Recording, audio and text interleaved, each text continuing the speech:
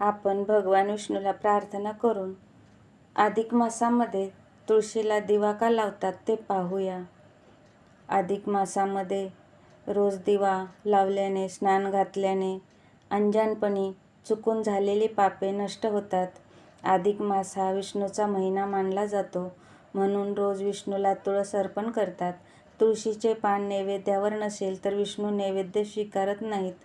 विष्णूला तुळस अर्पण केली की विष्णू प्रसन्न होतात आणि घरात सुख समृद्धी नांदते. दररोज दिवा संध्याकाळी तुपाचा लावल्याने अत्यंत शुभ मानले जाते. तूप नसेल तर तीळ तेलाचा दिवा लावूया. ह्या महिन्यात तुळशीला रोज दिवा लावल्याने नकारात्मक ऊर्जा निघून जाते, कौटुंबिक कलह मिटतात, वास्तू शांत होतात. तुळशीला प्रदक्षिणा 3 किंवा 11 ओम नमो भगवते वासुदेवाय ह्या मंत्राचा जप करत घालाव्या. जप केल्यास मनातील इच्छा पूर्ण होतात, मानसिक शांतता लाभते.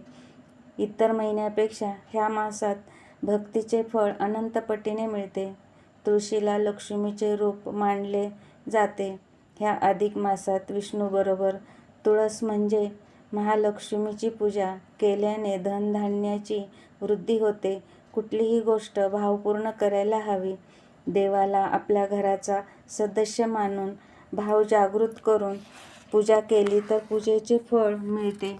चला तर मग पुढचा व्हिडिओ पाहण्यासाठी लाईक करा, शेअर करा ही नम्र विनंती.